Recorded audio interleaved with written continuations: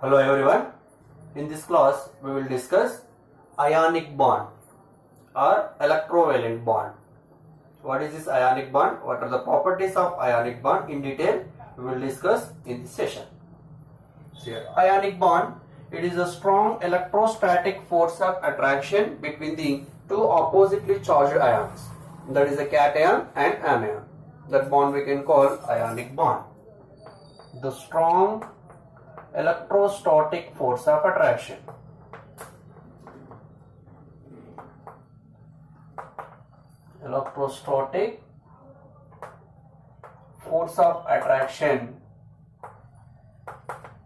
between two oppositely charged ions. Between two oppositely charged ions. So oppositely charged ion generally will take a cation and anion. Between cation and anion, and that is called electrovalent bond due to the electrostatic force of attraction, and it is between the ions, and so we can call ionic bond also. Examples for this ionic bond. The best example is the sodium chloride. Here the electrostatic force of attraction between the Na plus and Cl minus, and this is a ionic bond. Then what are the, when we can find out this ionic bond? Generally ionic bond is formed between highly electropositive element and highly electronegative elements. It is formed between highly electropositive and highly electronegative. Highly electropositive and highly electronegative. Highly electronegative elements. So what are the highly electropositive and highly electronegative elements in the periodic table? Generally first A, second A. Alkali and alkaline earth metal, they are highly electropositive in nature, and highly electronegative means is a fluorine family and oxygen family. So here the very strong bond generally formed between first A group elements, that is alkali metals, and 7th A group element, that is the halogen family. They will form strong ionic bond or strong electrovalent bond. Why? Because highly electropositive and highly electronegative. So apart from this, generally first A and second A group elements, mostly they will form cations, and apart from this third A group, here aluminum, it will form cation also, and we have 7th A group elements, halogen family, and 6th A group elements, and apart from this sometimes 5th A group elements. So these generally forms the cations, and this generally forms the anions. Now between these cations and anion there exists a ionic bond in the periodic table. Means we can say generally between S and P block elements we can observe this ionic bond. And to form this ionic bond, generally one element should lose its electron, the other should gain an electron. Here is the losing of electron and gaining of electron takes place in between the formation of two elements, and that we can call here electrovalency. We have the concept here, electrovalency.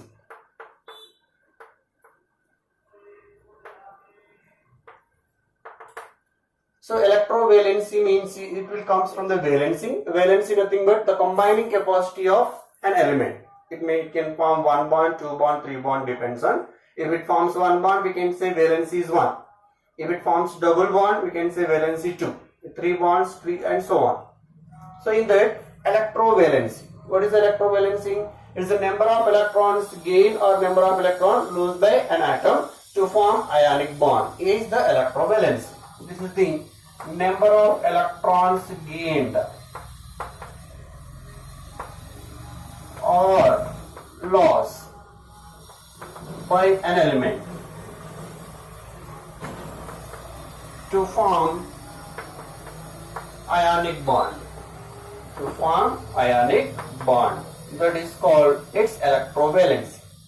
Generally, if you see first A group elements. First A group elements means sodium, potassium, rubidium, and cesium. In this case, the electrovalency is 1. They loses generally 1 electron. And second A group elements, if you see their electrovalency, they are magnesium, calcium, strontium, and barium. Their electrovalency is 2. And the third A group elements, here especially aluminium, forms the ionic bond and its electrovalency is 3. This is here in these 3 groups, these elements loses their electrons. And similarly we have 17th group elements. That is the fluorine, chlorine, bromine, iodine. Fluorine, chlorine, and bromine, iodine. So here the electrovalency of all these elements is 1 again. Why? Because here they will gain 1 electron. And similarly 6th A group elements, oxygen, sulfur, selenium, and tellurium. So here the electrovalency is 2. Why? They gain 2 electrons. And 5th A group elements, take nitrogen, phosphorus, arsenic, antimony, so on. Their electrovalency is 3. So here you can observe here the maximum electron lost by an element is 3 and the maximum electrons gained by an element is 3 only to form an ionic bond. So you can see the maximum electrovalency for an element to form ionic bond is 3. So this is one note.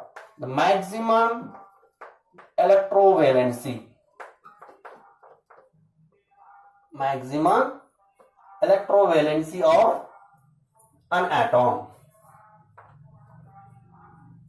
is 3. So maximum it can lose or gain 3 electrons.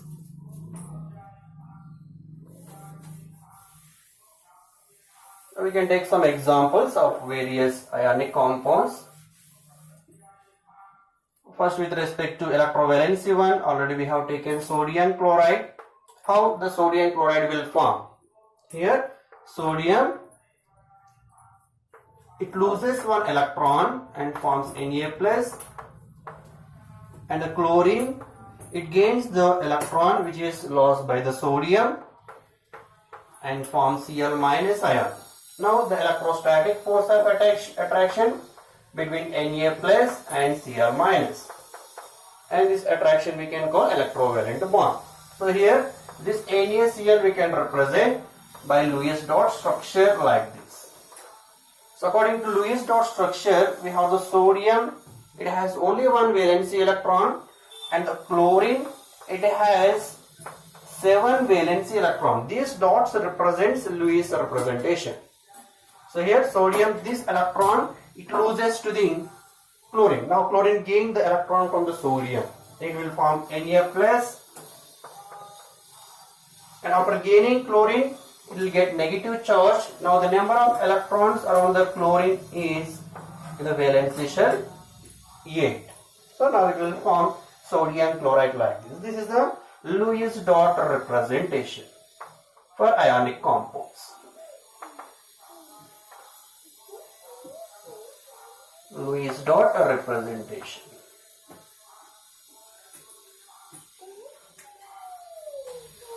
The next, the favorable conditions for the formation of ionic bond. So when ionic bond forms very easily, what are the criteria and what are the conditions to form ionic bond effectively?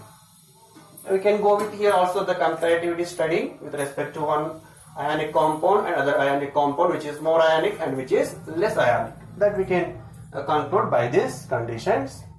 Now we have favorable conditions. Favorable conditions for the formation of ionic bond. For the formation of ionic bond. So anyhow, to form ionic bond, what we require here? We require both cation and anions. of how easily the cation forms or how easily the anion will forms will give us the strength of the ionic bond. If cation forms easily or anion forms easily, so the ions forms very easily and they forms ionic bond very easily. So means effectively. So here to find the favorable conditions, first we should know the cation formation and anion formation. Means the favorable conditions for the cation formation and the favorable conditions for the anion formation. Let us see first here that one.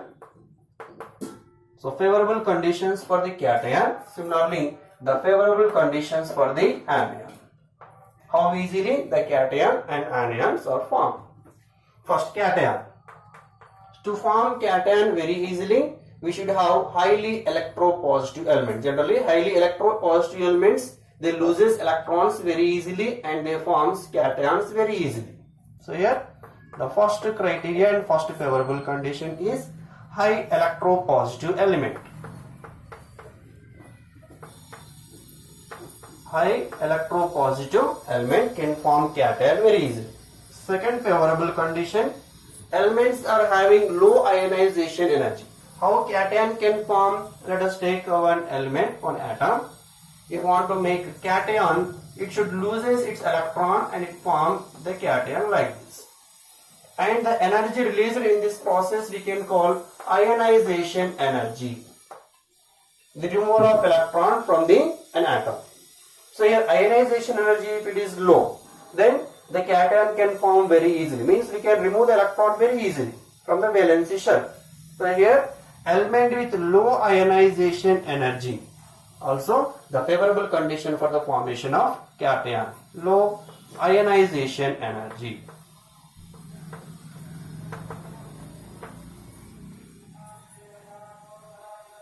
And next, element with bigger in size. So bigger size or larger size, we can say it is larger size molecules are favorable. As the size increases, it can form cation very effectively. For example, if you take sodium, potassium, rubidium and cesium, top to bottom. So electropositivity increases. Why? Because the size increases. So cesium, and also it is having low ionization energy, can release the electron very easily. So here the size of the element is like this, and also this is the favorable condition to form cation. Here cesium can form the cation very easily.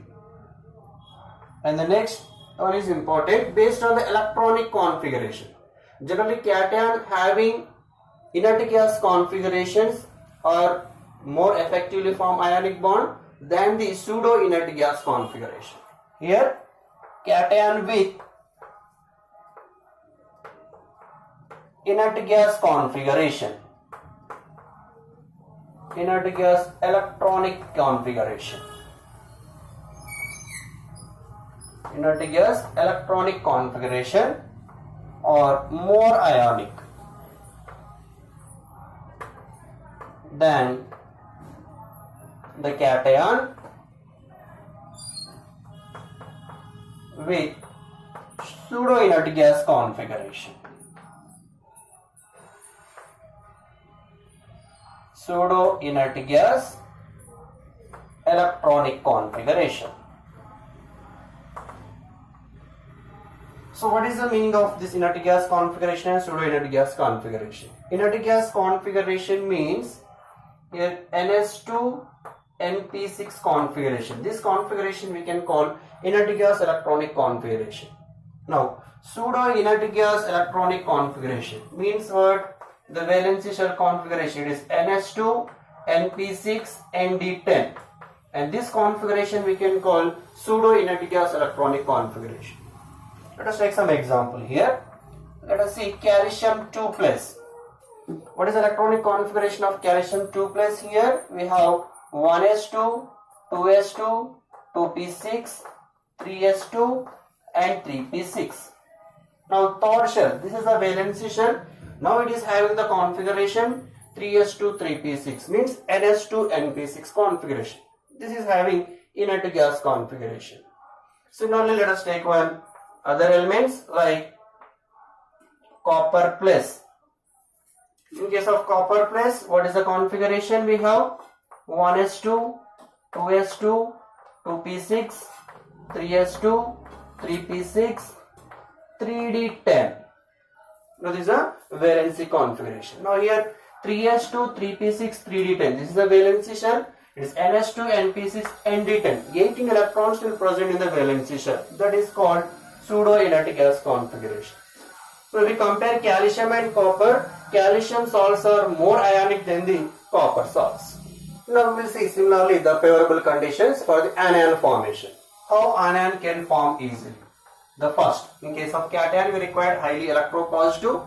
For anion case we require highly electronegative elements. Generally highly electronegative elements, they can pull a pair of electrons very easily. So it can form anion very easily. So here elements with high electronegativity can form anion very easily. Second, generally if element, let us take again some A, if it forms anion, it should accept the electron, then it will form A minus. So here in this case the energy involved is called electron gain enthalpy, or this process we can call electron affinity.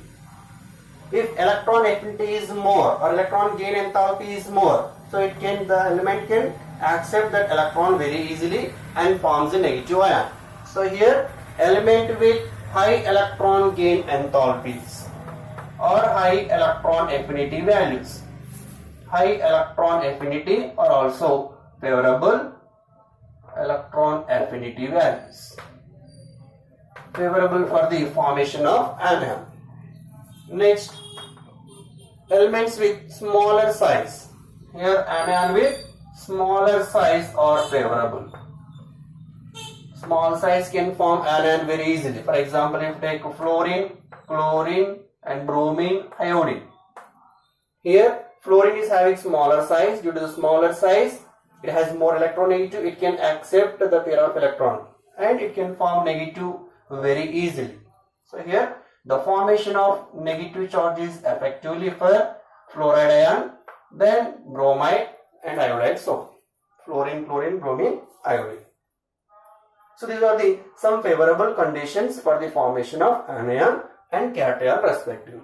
So based on these favorable conditions, we can identify which ionic compound is having more ionic nature compared to the other ionic compounds. So that we will see here, the comparativity study. Let us take some examples to identify the ionic compounds. First one here, let me take sodium chloride, potassium chloride and rubidium chloride and cesium chloride. So which is having more ionic character and which is having less ionic character, which is having strong ionic bond or else. So here all the case chlorine, anion is a constant. Now we have to compare with the cation. Here cation sodium, potassium, rubidium, cesium. Cesium bigger the size and high electropositive in nature, low ionization energy. So hence cesium chloride it will form strong ionic bond compared to the rubidium and potassium sodium. So this is the ionic bond strength order here. And the next, let me take sodium fluoride, sodium chloride, sodium bromide and sodium iodide. In this case, the sodium fluoride, chloride, bromide, iodide. Here again cation constant. Now anion is different. Here fluorine size is small, then the chlorine, bromine, iodine. As we know that as the anion size increases, its ionic character decreases. So sodium fluoride is more ionic in nature compared to the chloride, bromide and iodide. Similarly, let us take some other sodium chloride and magnesium chloride and aluminum chloride. In this case, sodium is a 1 positive and magnesium 2 positive and aluminum 3 positive. Sodium Na plus size is small compared to the magnesium 2 plus and aluminum 3 plus. So here sodium chloride is more ionic than the magnesium chloride than aluminum trichloride. Again we can say this in another manner. As the charge on the cation increases, the ionic character decreases. So is it? As the cation charge increases,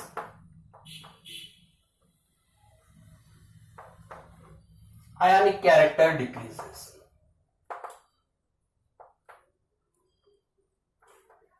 The ionic character decreases. Why? Because Na plus, one positive charge can form very easily, but it is very hard to form two positive charge, 2 units, and also it's still very hard to form 3 positive charge. Why? Because to form 3 positive charge, it requires more ionization energy.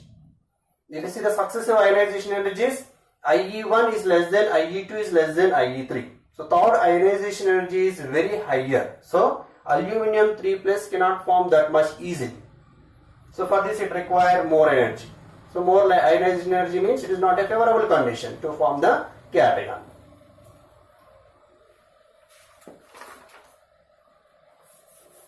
So like this we can compare the ionic bonding nature in between some various ionic compounds. And the next we have the properties of ionic compounds. There is a characteristic properties we can say. The characteristic properties of ionic compounds. What are these characteristic properties? The first property here, ionic bond is non-directional in nature. This point is very, very important here. Ionic bond is non-directional in nature. It is a non-directional bond. It is non-directional bond. So what is the meaning of non-directional bond here? Non-directional bond means the bond can form in any direction. We cannot say the bond is forming in this particular direction. Why? Because here let us take the example of sodium chloride, Na plus and Cl minus. The charge of the sodium will be distributed around the sodium atom. We cannot say the charge is present at this position only. Not like that. Here the positive charge can be distributed around the sodium element. So in the spherical nature. Similarly, in case of chlorine, the negative charge is distributed around the Cl minus ion. Now, this sodium and chlorine can come in any direction and they can undergo some electrostatic force of attraction. So, the 360 degree, we cannot say in which direction they are undergoing the force of attractions. So, hence they are non-directional in nature. All ionic bonds are non-directional in nature. And the second important point, generally, ionic bonds are very stronger in nature. Due to that, always ionic compounds exist in solid state. The physical state of the ionic compounds are solids. Ionic compounds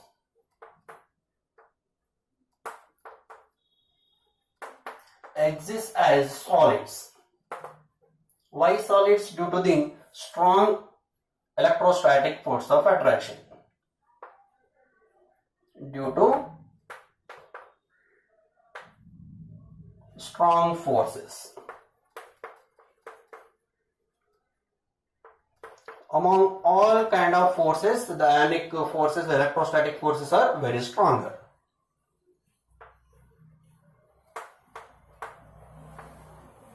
Due to strong electrostatic force of attraction.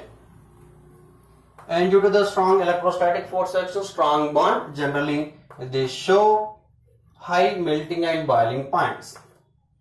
They exhibit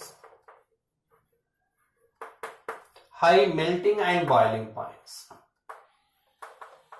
Melting points and boiling points. And also these compounds are very hard and brittle in nature. These are very hard and brittle in nature. Brittle means easily breakable nature. And very important compound here, a very important property of the ionic compounds, that is ionic compounds exhibits conductance in solution phase. They shows the conductance, but whereas in the solid state they are non-conductors. these show conductance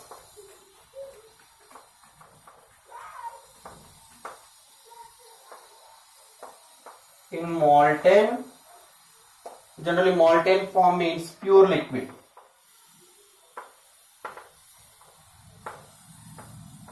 Or in solution phase.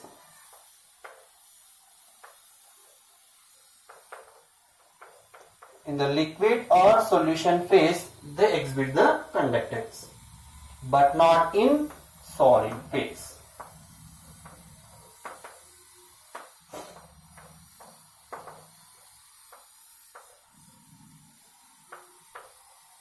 If it is in the solid phase, it cannot exhibit the conductance. Only it shows the conductance in the either molten or solution phase. Why? In the solid state, the ions will present very close to each other due to the strong bond. The solid is also packed very effectively. There is no chance of mobility of the ions. If there is no chance of mobility of ions, there is no matter of the conductance. But whereas in case of molten or solution phase, ion can move very freely here and there. Then the movement of charges generally leads to the formation of conductance, electricity. This shows a conductance in molten. This. And next some other points, some other physical characteristic properties. These ionic compounds are highly soluble in polar solvents.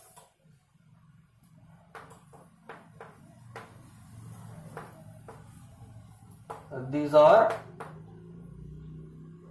highly soluble in polar solvents.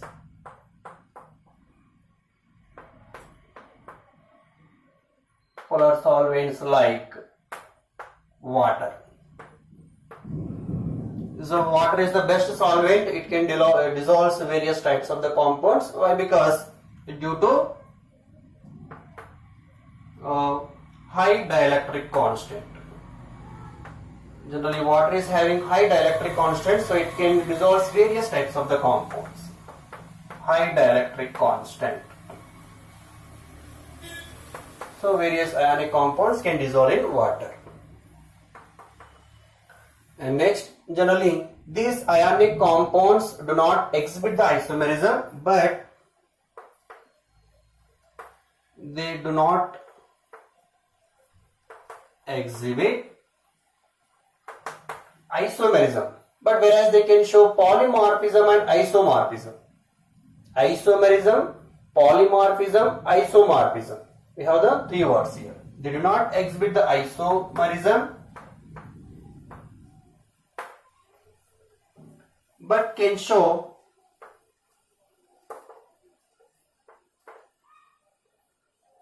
isomorphism and polymorphism.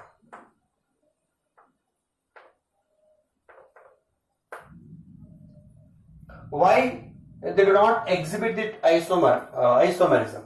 That is due to the non-directional nature of the ionic bond. This is due to non-directional nature. Non-directional nature of ionic bond. So that is the reason. That is why they will not show the isomerism. The remaining property, that is isomorphism and polymorphism, they can show. What is isomorphism and polymorphism means? Let us see few examples for isomorphism and polymorphism here. Isomorphism means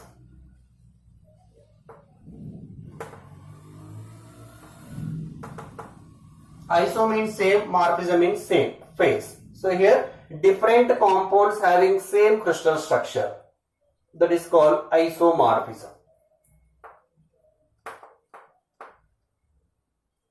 Different ionic compounds, here different compounds generally, different compounds show similar crystal structure.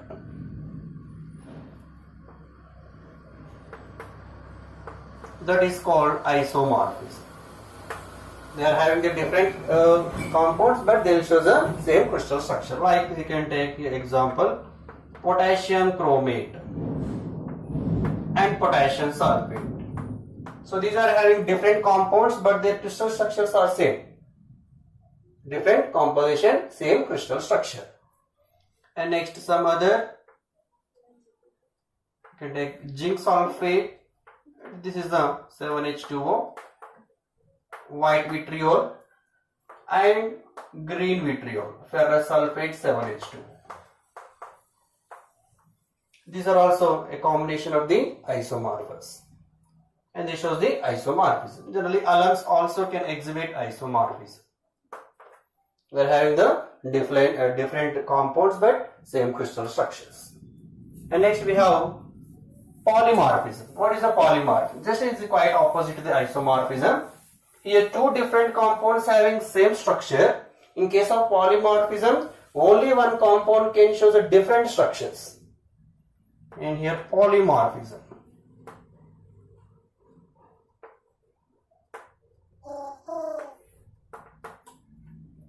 A single compound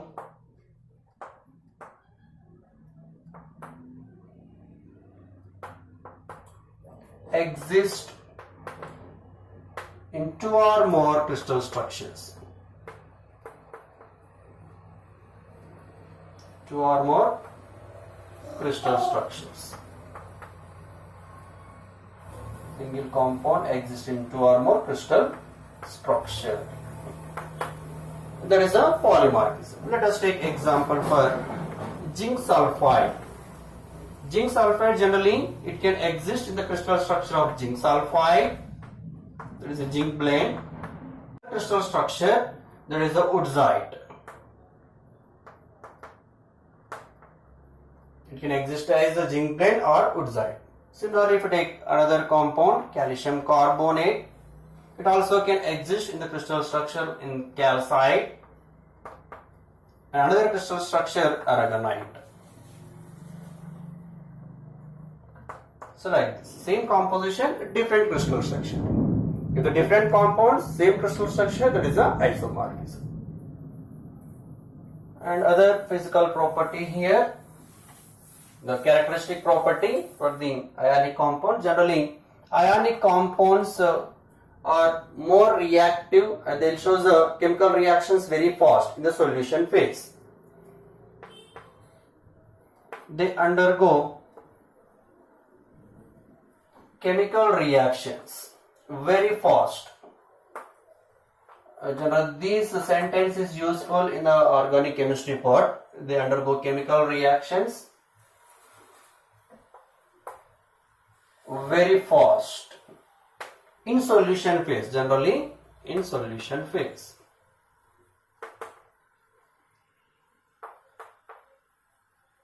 Example, if you take precipitation reaction, if you want, let us take sodium chloride and silver nitrate. When you add sodium chloride and silver nitrate together, immediately, whenever they come to the contact, immediately a precipitate formation takes place. They will form a white precipitate of AgCl. And these reactions are very fast. Within fraction of seconds, the product will form. It is called very fast in nature. These ionic reactions. So these are some characteristic properties of ionic compounds. And the next, the energies involved in the ionic compounds is lattice energy. Generally, when ionic compound is formed by the constituent elements, that is in case of sodium chloride, the combination of Na plus ion and Cl minus ion. If you combine each other, it will form NaCl. In that case, some energy is released. That energy we can call lattice energy. So about this lattice energy, we will discuss in the next session. If you like this video, please like, share and subscribe to my channel. Thank you.